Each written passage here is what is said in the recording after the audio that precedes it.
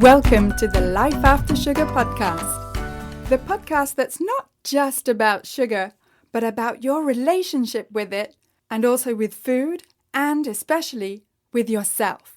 So if you want to discover your life after sugar and hear inspiring stories from all kinds of people who also cut out sugar in their way, at their pace, for their own reasons, this is the podcast for you. Because when you take away the sugar, you can finally discover the real sweetness in your life. I'm your host, Netta Gorman, and I'm so excited today because I'm talking with Gin Stephens, who I'm sure you've heard of for her books about intermittent fasting. And today we're going to be talking about her new book coming out called Cleanish.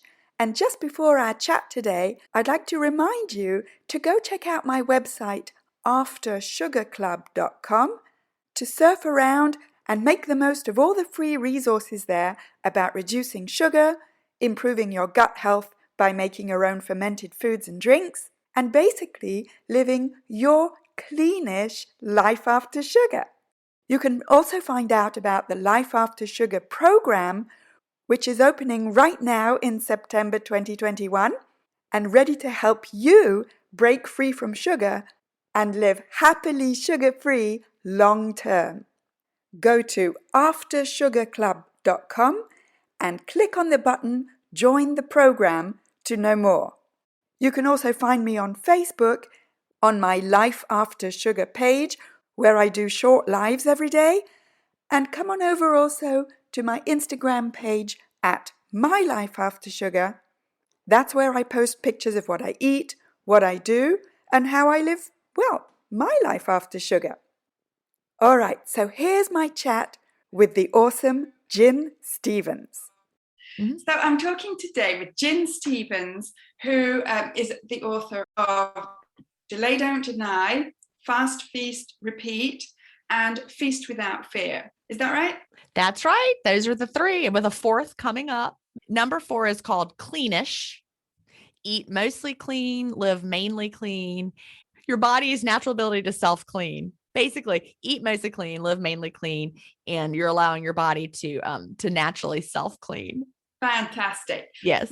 Through what you eat and through intermittent fasting, right? Yes. This is not an intermittent fasting book. My other books, my first 2 books, Fast Feast Repeat and Delay Don't Deny are both intermittent fasting books. My second book, Feast Without Fear, was in between those two. And it's a book about how to find the foods that work best for your body and why we're all different when it comes to what foods work for us. I wrote that one in 2017. And, I talked about, the gut microbiome and our personal genetics and how we're different in many ways. And then, Fast Feast Repeat was my third book. That's an intermittent fasting book, but Cleanish is not an intermittent fasting book. It has one chapter about intermittent fasting because that is one of your body's best tools for self-cleaning. But the rest of it is just, how to live in today's modern world that is so very different, and why it's more important than ever to lower our body's burden through the toxins that we're putting in through what we eat and what we put in our body, and also, what we clean our house with. I learned a lot of stuff writing this book, stuff I knew, but I remembered and learned even more. And so it made me make a lot of changes just writing the book. I changed a lot of things in my life. Like what, for example? Well, I really, for the first time, truly understood the term greenwashing. And I'd heard it before, but I didn't pay attention to it. Greenwashing, we're probably all aware of how product manufacturers put claims on labels. I mean, they've been doing it with food for years. They do it with even, like the household cleaners you buy. And like, for example, I was at the drugstore the other day buying something, and I looked over and there was this product that they have. It was like the drugstore brand, and it has this whole like nice, clean kind of labeling on it. They're like selling it as like this clean option. And then down at the bottom, it said artificial flavors. I'm like, what? But it was like orange soda or something. And people are picking that up because it has this sheen of like, cleanliness or better, it's better, but it wasn't. It's not better. It's full of artificial. I'm sure it had corn syrup. I didn't pick it up and look at the ingredients, but we're so fooled by these labels. So I took a close look at all my cleaning products and beauty products and realized a lot of the things I thought were non-toxic were not. I learned how to check. And so I changed completely. I got rid of everything I was using and started fresh. And what did you replace them with? Stuff that was clean and non-toxic. And there's stuff like that out there. You just can't rely on looking at the label. You have to do your research. And so I teach people how to do that in Cleanish, how to figure out, I'm not telling people what to eat, what to not eat, what to avoid, that sort of thing. I'm presenting the information like a teacher. I'm a teacher. Mm-hmm. And then I lead readers to develop their own definition of what it means to eat mostly clean. And, like the way you choose to eat that works for your body is slightly different than the way I choose to eat and what works for my body. But you've developed your own personal definition of what it feels. I'm pretty sure you eat cleanish. Yeah, right. Exactly. And it's all about, it's not trying to be perfectionists about things, because that's impossible. But you have to decide, like for me, red line is artificial sweeteners and artificial flavors. I do not consume products that have artificial sweeteners in them. Yeah. But someone else might not have that line. For them, maybe an artificial sweetener is a better choice than something else. And so it's all a matter of figuring out, understanding the science behind why you might want to avoid them, but then choosing what you're going to add into your diet. Yeah, totally. And I think that's, where we come together on many different points, of which this one, which is let go of the whole perfectionist thing. Right. I don't think it's healthy to be a perfectionist.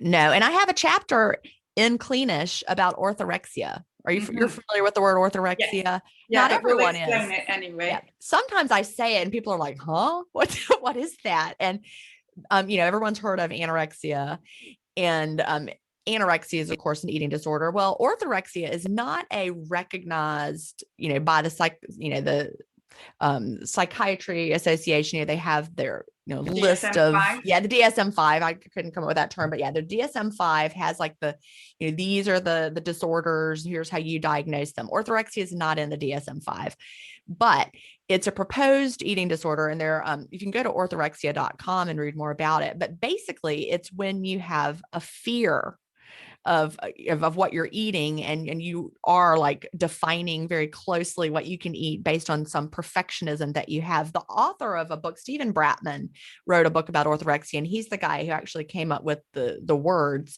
and he understands it because he suffered from it. Reading his book about orthorexia was fascinating because he talked about, there's this story, and I retell it in Cleanish. It's very, it's very poignant. He talks about how he, started off trying to clean up his diet with his friends, and he was eating this certain way. And then they're like, no, you can't eat all that. And then they had him change his diet. And then he went down this whole path of, this perfectionist eating, until he finally met this expert who was like, oh, the way you're eating now is very bad. And then he ended up back with how he started. Everyone kept making new recommendations. And the diet industry does that to us. So we get so confused. Like by the time it was over, he was afraid to eat anything. Yeah. Because you can literally find a book that tells you everything's bad. Yeah. Like really everything. Yeah. Name something, someone tells you it's bad. Even like water. Yeah. You can be scared by water. And, honestly, though, you should be scared of some water because, it can have toxins in it, depending on where you're getting it from. Not to scare anyone about water, but, Sure. Everything out there can be scary. So when you start to become paralyzed with fear and nothing is safe, that's when you start developing orthorexia. So we don't want to go there. That's one of the biggest, really arguments against, the quote, clean eating, is that it leads people down this path of trying to be perfectionistic, and that's impossible. And then you go down that road towards orthorexia, which we want to avoid because we have to live in the modern world. Yeah. And from what I understand of it, it's kind of like an unhealthy relationship with so-called healthy things. Yes. So it's like shooting yourself in the foot. Exactly. It's basically, you said it well, it's having an unhealthy relationship with the things you're choosing to eat. Like, for example, you avoid sugar. Yeah. And avoiding sugar is not unhealthy. It's very healthy. It's a, something that works really well for you. And none of us need to include refined sugar in our diets. How much a person needs to exclude it or not is very individual. But if you got to the point where you were like obsessed with it, and then now you're not going to have, an apple because it has natural sugar, and now you're not going to have spinach because it has too much natural sugar in it. And now, now you're only eating, ground beef. That's the only thing you eat because it's the only thing you're not afraid of. That's when it starts to become a disorder. Yeah, it's the being afraid of more than the actual food itself, in my experience, Yes, when it starts to interfere with your quality of life and you start to become more and more restricted, that's when you need to take a close look. But I'm no orthorexia expert, but I will point you towards orthorexia.com. They have like a diagnostic quiz someone can take, and you can see if that's you, if it sounds like you, and then you can, eating health in a healthy way is not orthorexia. Right. And healthy has, different definitions. Well, that's the part that is so poignant that I talked about in his book, because every group of people he kept talking to had a different idea of what healthy is. Yeah. So if you're trying to follow advice from everybody else, you're constantly circling around, and then you're so confused you don't know what to eat. So my goal in life, I talk about this in Fast, Feast, Repeat, also in Cleanish, is for us to understand what is healthy, and that's eating real food. Right, real food that would have been recognized 1,000 years ago as food, and figuring out which of those real foods make you feel satisfied and make you feel good. Yes. And not seeing our food in terms of, macros or, grams or molecules, Right. But food is so much more complicated than just, than we think. Like an apple has thousands of phytochemicals in it, and we don't even know what all of them do. We know that they're good for us. And it's just a matter of making sure we include the foods that are healthy for us, that will nourish our bodies well, while eating fewer of the foods that we know that don't. That's why it's called Cleanish. Yesterday exactly. I had potato chips. That is okay. I do that too sometimes. Right. I feel awful afterwards. Well, that's also important to figure out what makes you feel awful, and you don't want to have that very often. I didn't feel awful. I chose, I had a kind of potato chip that's made in avocado oil, which is on the oil scale, not as bad as other oils, because I do try to avoid a lot of oils. Yes. But I use olive oil, avocado oil. Those are better choices. So I just tend to, I make my choices. A fried potato chip is not going to be health food in anyone's definition of a health food, but I'm Cleanish, so I can enjoy that. But I didn't pick up the one fried in, soybean oil or something. Right. Yeah, there's better choices, Right. You also didn't freak out, I imagine. I did not freak out. Yeah, about anything that you've eaten or not eaten. Right. Exactly. I really think the freak out is the problem. Exactly. You're exactly right. Freaking out and having guilt, knowing that everything is a choice. And even when you eat something, like I said, I try to avoid those oils. But the other day, we were at the hospital, something was going on with a family member, and I ate a fried chicken sandwich. I didn't investigate what kind of oil they fried it in, and I was also okay.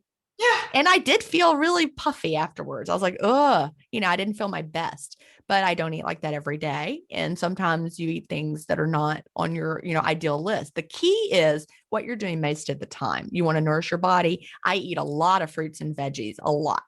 I eat a lot of healthy food. So it's not a problem to eat other foods.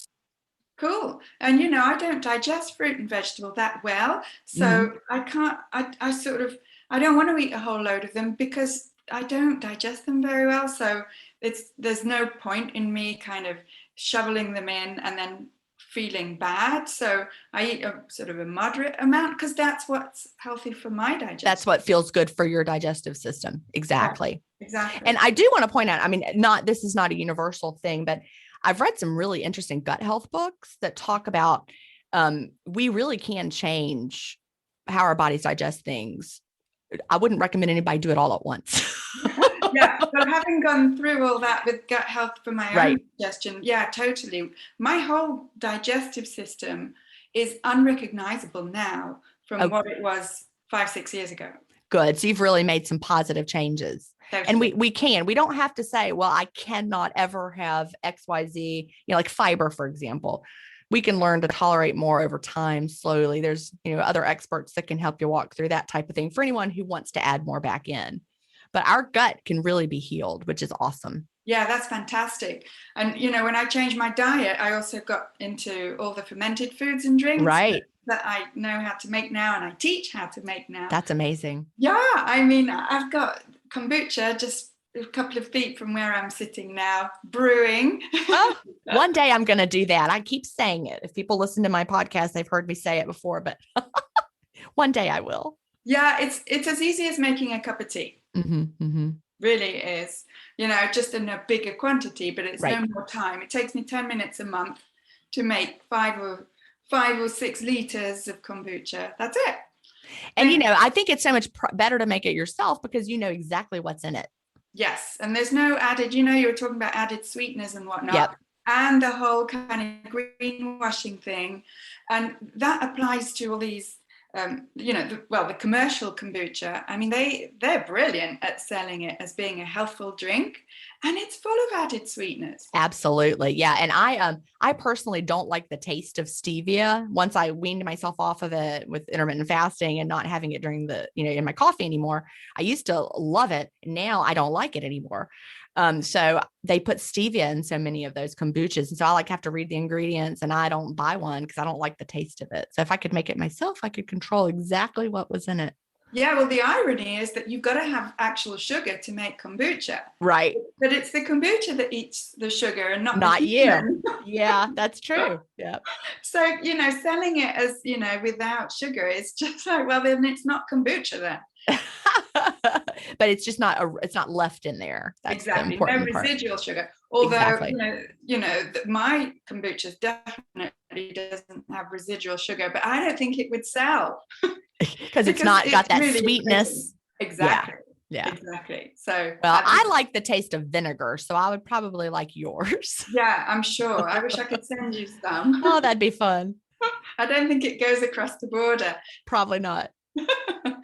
And what I like as well that you say is that for your particular body, you need carbs to function well, and so do I, quite frankly, but just not. They've got to be, I love your expression to call them window worthy food. I love that expression. Well, that really helps. It helps you to really think about, is this worth eating? The other day, like I said, when I had that fried chicken sandwich, I also had breakfast that day. And I was explaining to the person I was with, like, where are you eating now? And I'm like, I'm going to go ahead and eat breakfast because I ask myself, am I going to be glad in an hour, or will I be sorry that I ate it? And in an hour, I was like, I will be glad that I spent this time to have this breakfast with you.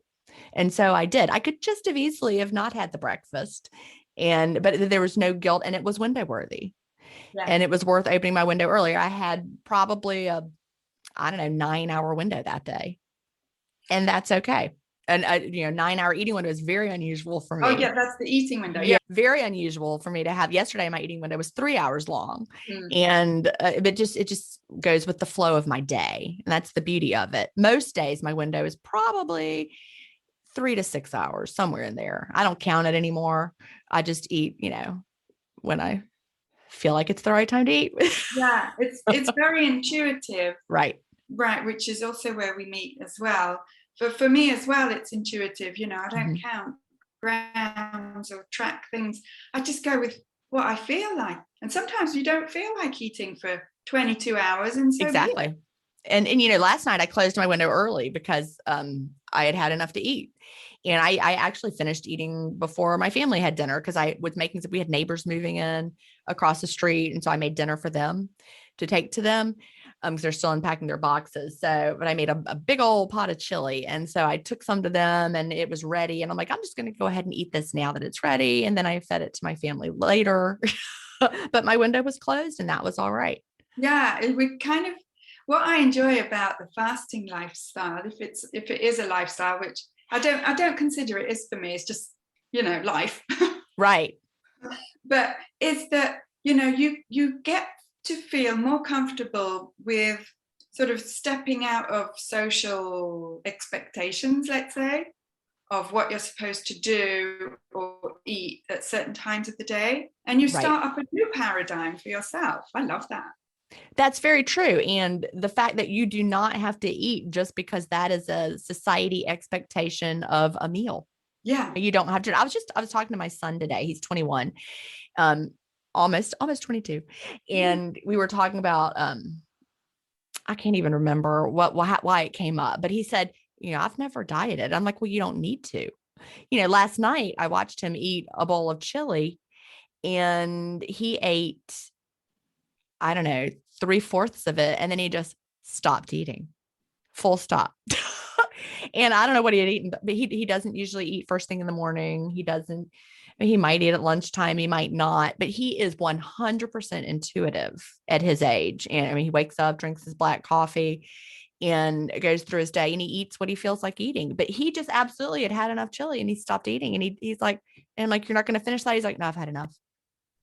I I'm mean, like, that's quite perfect. a difficult sort of concept for a lot of people to get their head around, either because they've been brought up to finish what's on your plate, or because we just have lost touch with this intuitive way of living and eating. I suspect because of the diet culture. Yeah. Well, and I'm very happy as a mom to see that he's developed into this much of an intuitive eater. And, I think back, I used to make them breakfast. They went to elementary school with me. I was actually, for both my boys, I was their 5th grade gifted teacher. Actually, I taught the one that's 21. I had him in 3rd grade, 4th grade, and 5th grade through the gifted program. So I was his teacher Yeah. for 3 years, but I served them breakfast because that's what, good moms do, right? We serve them breakfast. Then when they went off to middle school and high school, they went to a magnet school in our hometown. And then when they were at a certain point along the way, because of the way our school district is set up, it turned into free meals for everybody.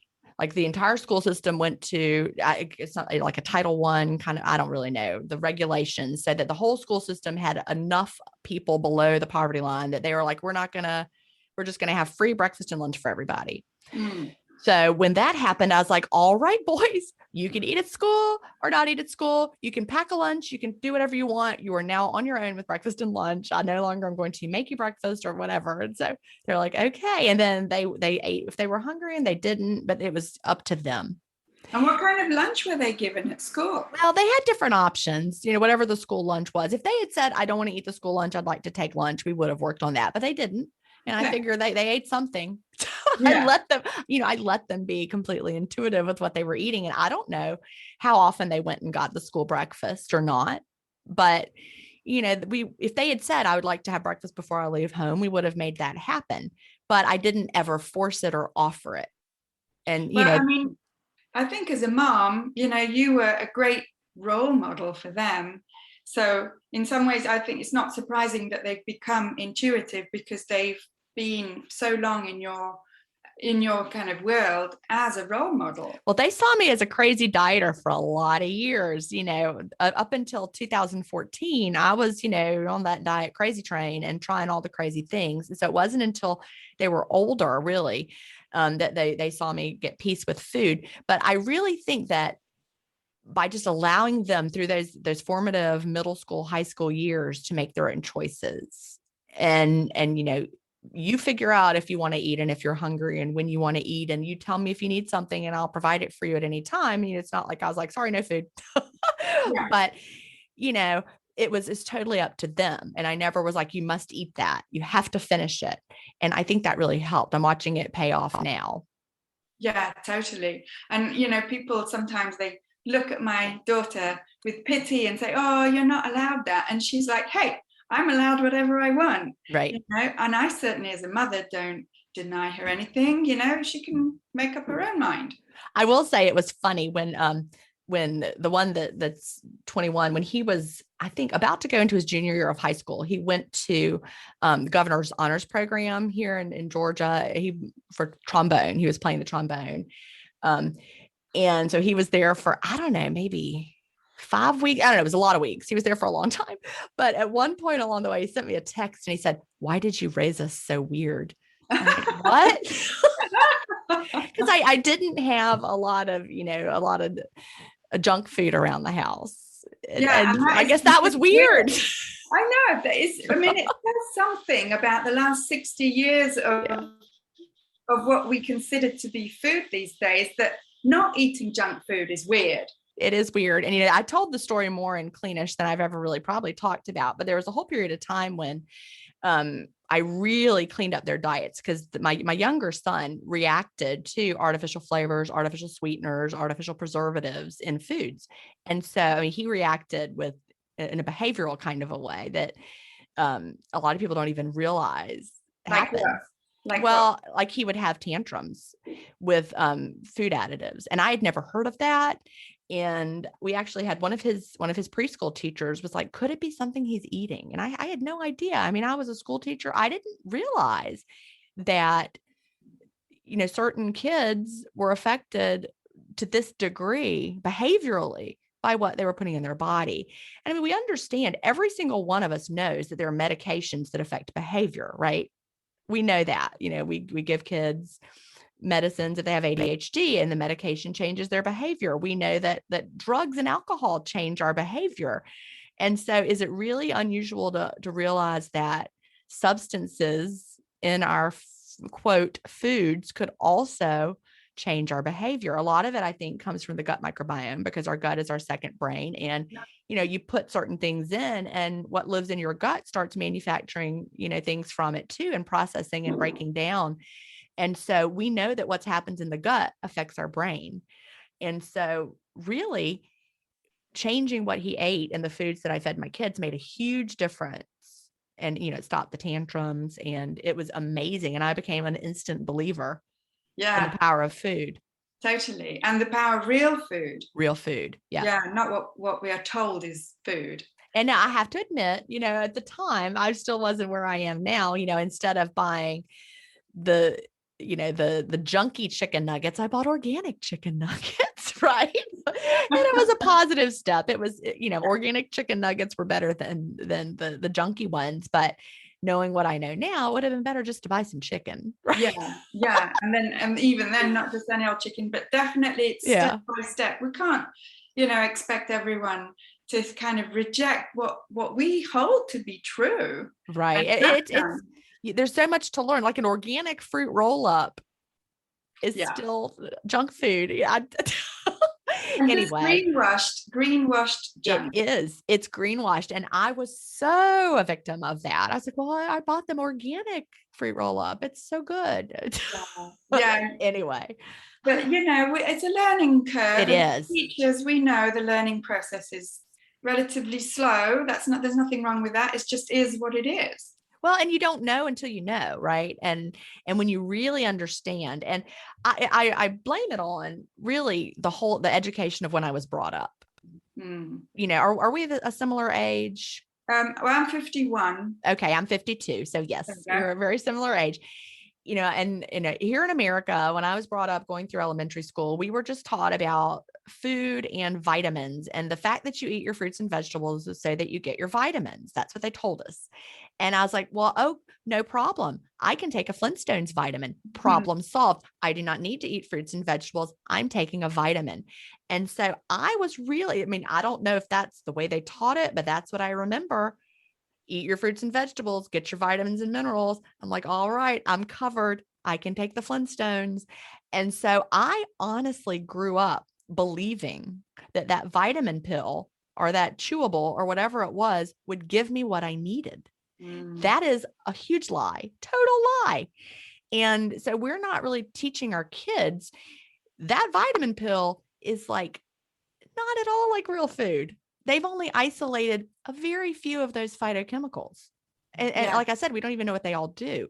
And so we can't be healthy eating a pill versus eating the food. And then I felt so stupid when I finally learned, I'm like, what? I think we just we're not taught, or I might not have been paying attention. That is also possible. Yeah. Well, we retain what we want to. Yeah. I was like, all right, I'm good. Vitamin pill. And even when I was pregnant, I was like, I'm just going to take this prenatal vitamin. And then we had the feeling that we're covered. And then we realized we're not, because a vitamin pill doesn't feed your gut microbiome. It doesn't give you all the phytochemicals you need. Yeah, it's just not food. It's not food. It's a vitamin and a supplement. That is really ultra processed food. Yeah, yes, I have to agree there. And really, if you're eating real foods, that shouldn't actually be called real food, it's just food. Yeah. You Isn't need it to make sad that that we distinction. have to distinguish Yeah, now, right? In exactly. Cleanish, I talk about food versus not food. Yeah, oh, totally. Yeah, and and so if you're eating food, then I realize that the foods today don't have the same nutritional value as they used to have. They've That's been, true. the soil has been Mm-hmm. depleted, they've been, genetically modified to be sweeter, to be this and that. True, all true. But all the same, if you stick to food, it's pretty rare that we should have any sort of micronutrients or vitamins that are missing in our diet, except for people like us up here in northern Canada, where we would be vitamin D deficient. Right. But I mean, apart from that, show me someone who's vitamin C deficient. Really? I mean, it's rare. I That's true. mean, And we can really get what we need. And I did also, learn when we stick to organic fruits and vegetables, we really do get more nutrients. We've all had the experience. I like to talk about a tomato because that's really something we all have experience with. Most of us have had a tomato fresh from the garden in the summer, right? mm, And we know we've got some coming in right now. And we know that a fresh tomato from the garden has a completely different flavor yes. than a hothouse tomato that you buy, especially like in the middle of winter.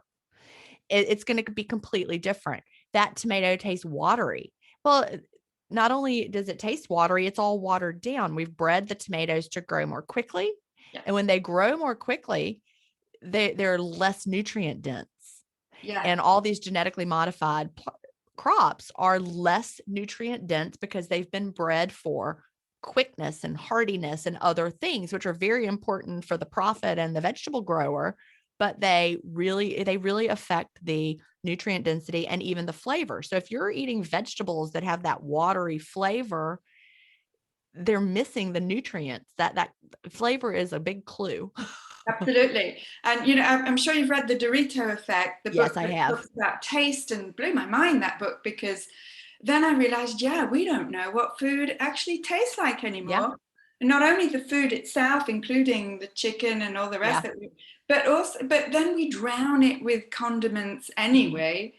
So all we know about food is the ketchup or the barbecue sauce that we put on it. Yeah, that's exactly true. And he's exactly right about the chicken. I do meal delivery services, and there's one, it's really small. It's out of California, but I think they're out of California, but they have a special kind of chicken that they use called Jadori chicken. And it's like a traditional heirloom kind of breed chicken. And they're tiny compared to modern chickens. And when I tried it, I was like, oh my gosh, it tastes completely different. And the chicken is it's like tiny. I mean, it's not these giant breasts Yeah. that we are used to now, but the flavor was completely different. And I remembered reading that in the Dorito Effect that he talks about how, like the French chefs are like, what's wrong with chicken? This is not how chicken is supposed to be. Yeah, totally. I think especially in North America, but I would venture to say Western Europe as well, we kind of lost touch with what food is. And I see this particularly when I sort of mention that I eat only real foods, or 90, ish, Right. 100%. And so people are like, well, what's left? It's like we're completely puzzled, as was I 6 years ago when I first started changing my diet, completely puzzled about, well, if you don't eat these packaged foods and processed foods, then what's left? What else is there? Well, it's true because when you go to the grocery store, that's almost everything. Yeah. Yeah. It's crazy. Most of the grocery store is, and I also talked about this in Cleanish. By the way, it's not available right now if anybody's looking for it. It's only available for pre-order. It's coming out January 4th. And I'm super excited. Did you hear who wrote the foreword? No, tell me. Tim Spector. I'm so excited. He's my hero. Oh, I'm like superstar. huge Tim Spector fan. He, a lot of gut microbiome research and did a lot of twin studies. I love the research that he's doing. But where was I going with that? But really, what was that? What were we talking about? I've Um, totally lost my train of thought, which is unusual. I got so just excited talking. how we see food, like our Yeah. definition of food. Oh, that's right. And our whole definition of what is food totally changes, but we realize that real food is so much more delicious. Yeah, yeah, and it's like people can't get their heads around the fact that, if you don't have all the added flavors and enhancers and goodness what else in processed foods, then food is going to be bland. And in certain ways, they're right, because as we were saying, food has been made to be more bland now, unless you know where to source it. Exactly. Like that, homemade tomato out of the garden is going to be amazing. Go to a farmer's market, find, a roadside stand. Do y'all have those all over? We have them all over the place down here in the South. Of course, we also have a lot longer summer than y'all do. Well, that's what I was going to say. I'm like, well, look, we've got snow on the ground for 7 months of the year. Oh my goodness. Like I could not do it. Well, I tell you, it's better than the rain in England. That's Okay. it's got going for it. But this is because I'm up north in the 48th parallel. But we've got the last frost is end of June. Oh my Lord. Okay. Bless y'all. But in that, for growers, they say wait until this risk of the frost has gone, and that's towards the end of June. I mean, and I would say an organic tomato is going to, that you grow at home is going to be your best bet. However, a grocery store tomato is still better than just saying never mind and eating, potato chips. Yeah, and it's better than the ketchup. Exactly. Yeah. So, yeah.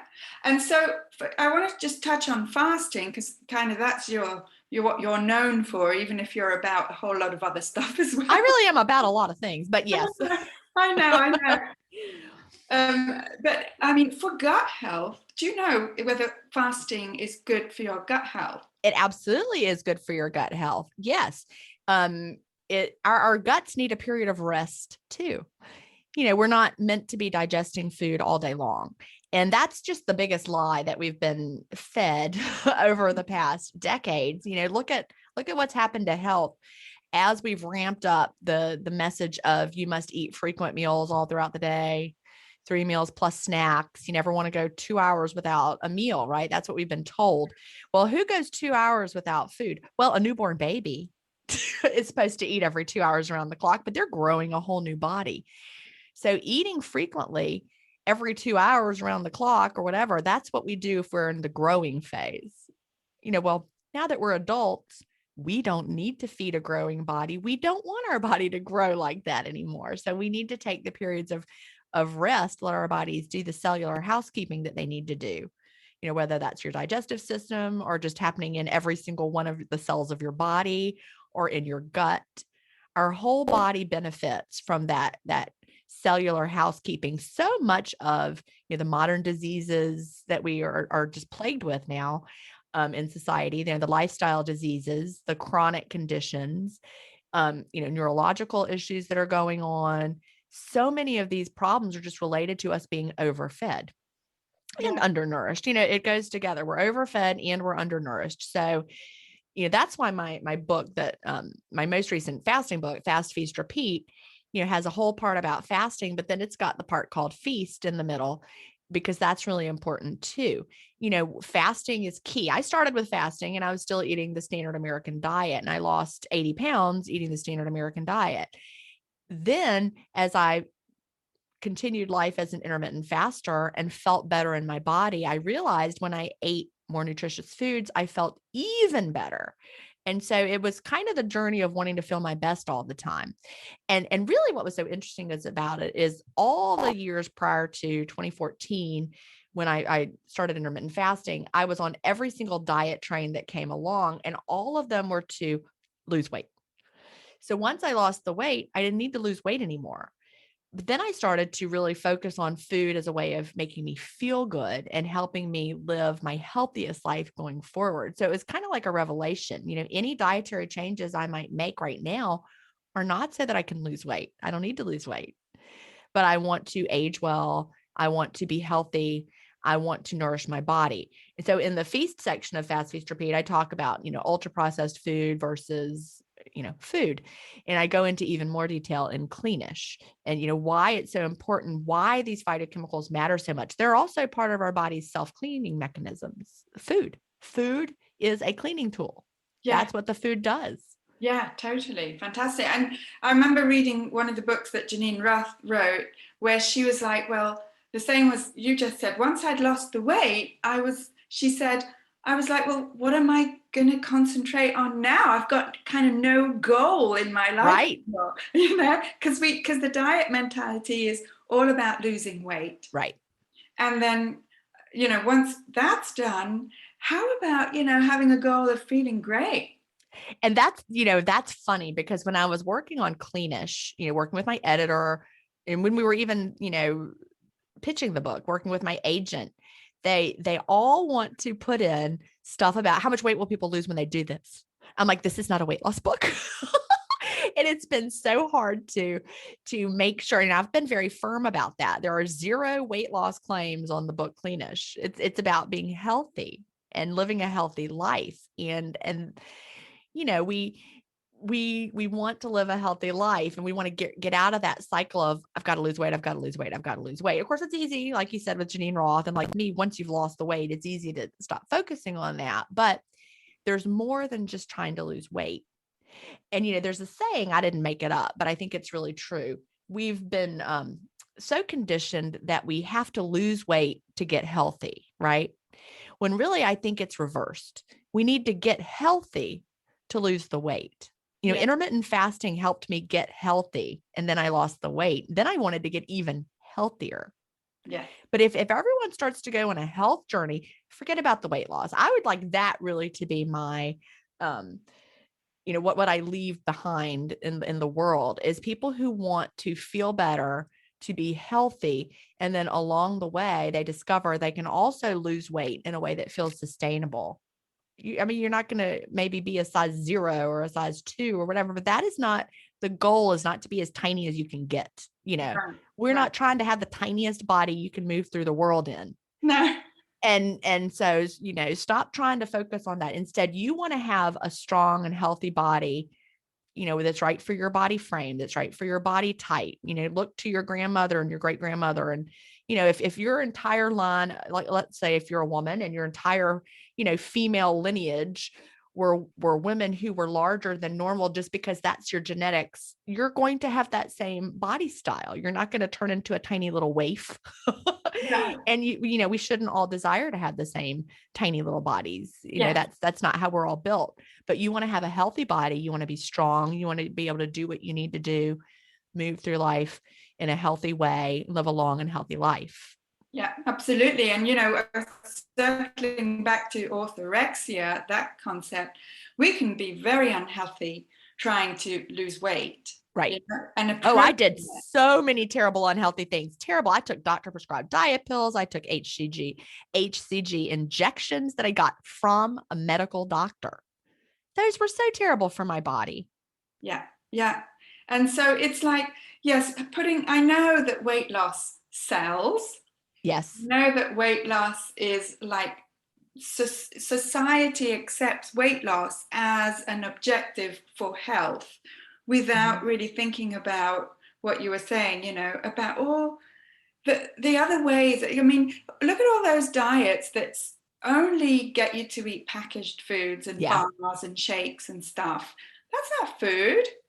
No. And just to be clear, this about me, but I want to make sure the audience knows I'm not anti-weight loss. Weight loss is awesome. You feel good when you're in the body that is right for you. When I was carrying around 80 extra pounds, I didn't feel good. I needed to lose that extra fat, and I'm glad that I did. But now that I'm here, health is my goal. And of course, I like the size that I am. And I've been this size since 2015, which is awesome. But we want to feel healthy in our bodies more than anything else. Yeah. And weight loss can be part of that. Absolutely. But not the be all and end all. And certainly not, making yourself unhealthy or feeling bad, while you're losing weight. It's how you feel as much as how you look, Yeah. I haven't gotten on a scale and seen my weight in years. I don't have a numerical scale at all.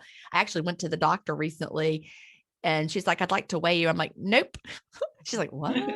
This is the nurse. And I'm like, there is no reason that you need my weight for what we're doing here today. Smashing. Yeah. And she's looked at me like I was crazy. And I'm like, you don't need it.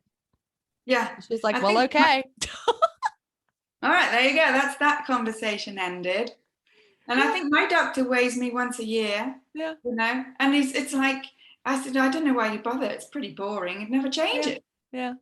Yeah. Well, I am a person who I did so much dieting over those years prior to intermittent fasting that I can get very caught up in a scale number. And I don't want to do that. Like, I know if I had gotten on that scale and my weight had been 5 pounds higher than I thought it should be, which, I mean, our weight fluctuates within a 10-pound range all the time. So it could be anywhere along that range.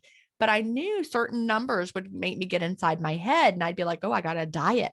So I was like, I don't even want to play that mental game. I have my honesty pants. I know that my body is not gaining weight. I know that I'm fine. I don't need to see that number. And you don't need to see that number either, doctor.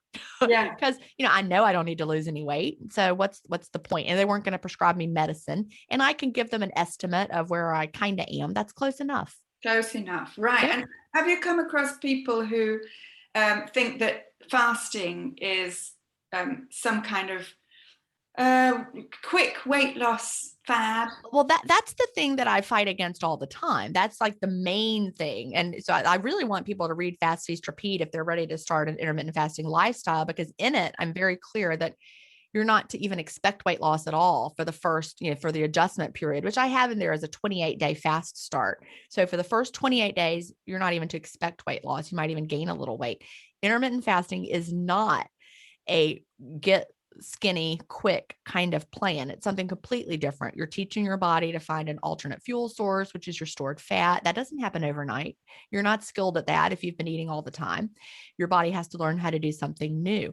And if you go into it expecting you're going to lose weight rapidly, you're going to be disappointed. And then you're going to quit and you're going to say this doesn't work. And so you need to have realistic expectations, long-term expectations. You need to understand this is really a lifestyle. It's not a diet. A diet is what you eat. Intermittent fasting is when you eat.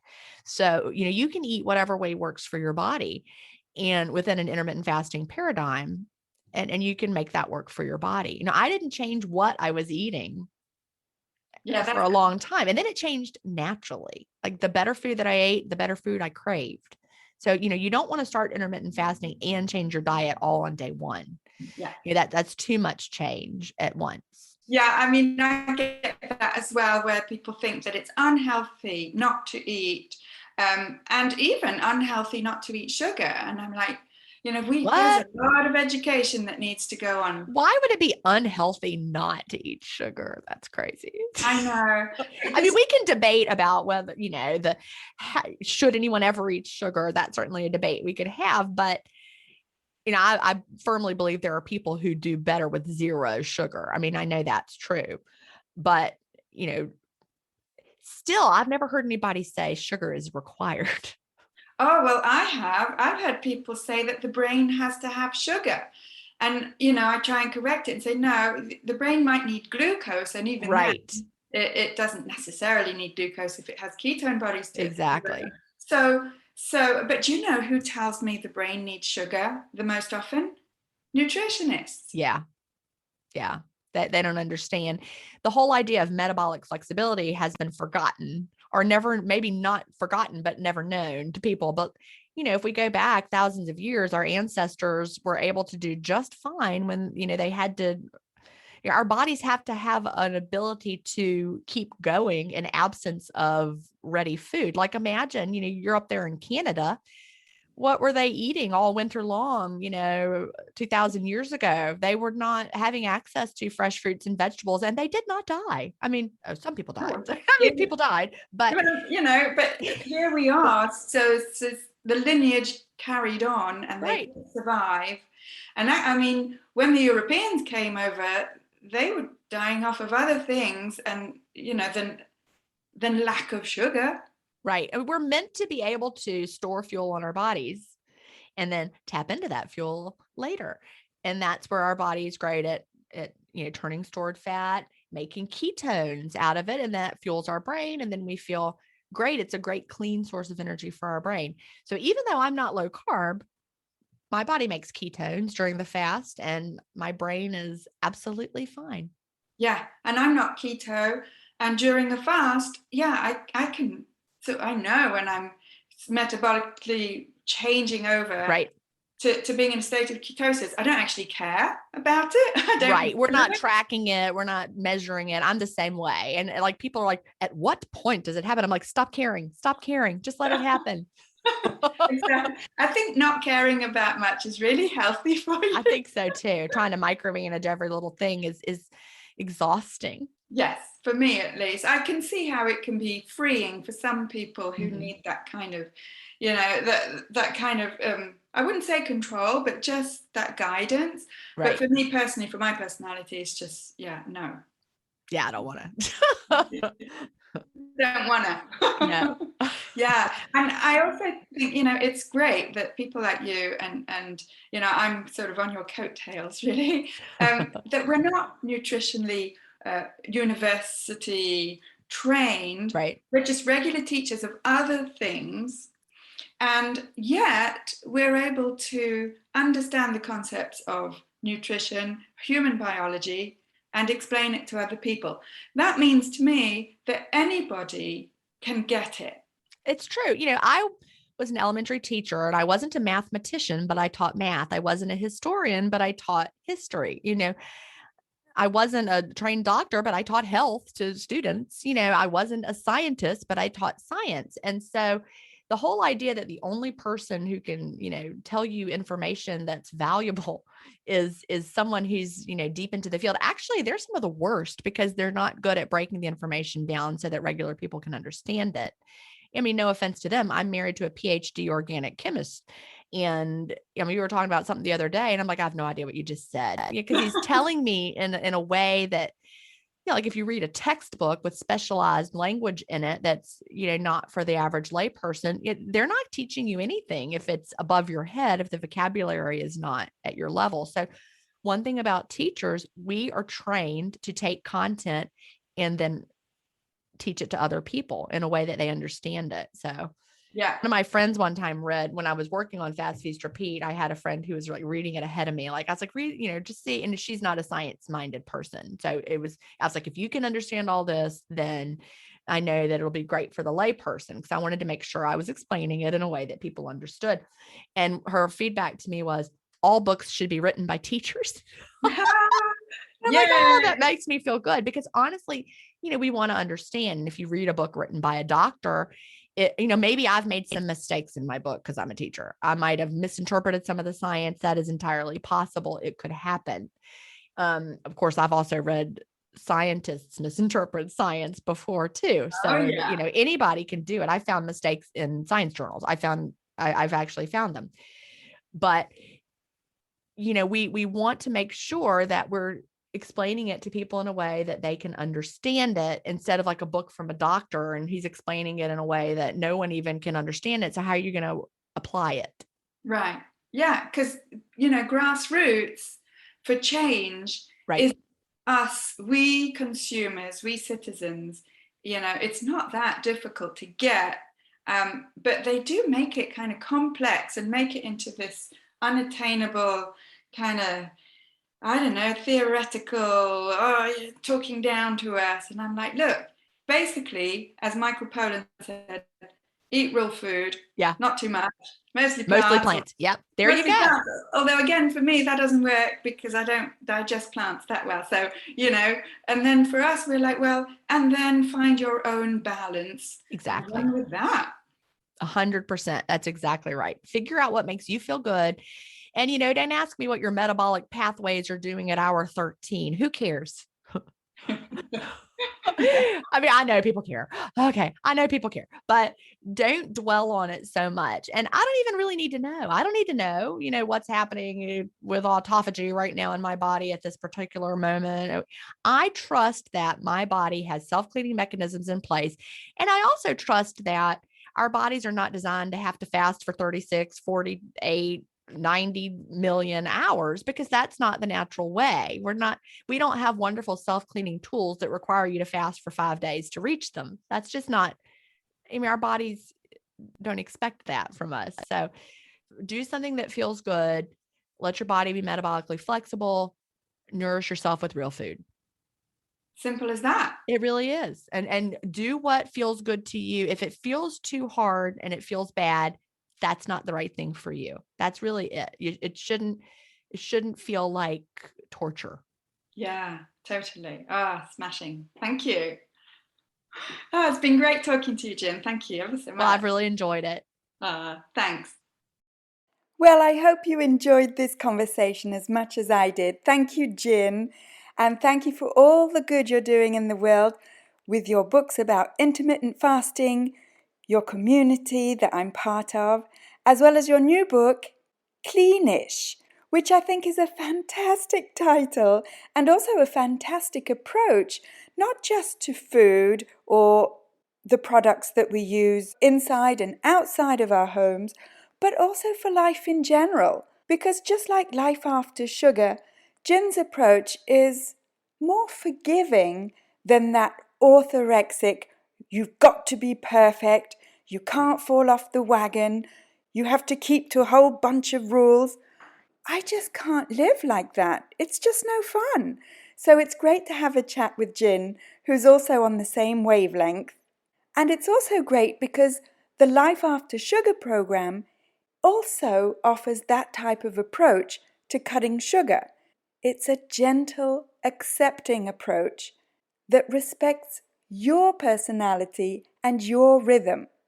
So if you want to know more about the Life After Sugar program, and by the way, it's open now, then head on over to aftersugarclub.com and click on the button Join the program to learn more about the Life After Sugar program and how you can break free from sugar without a bunch of rules, without having to be perfect or doing things perfectly.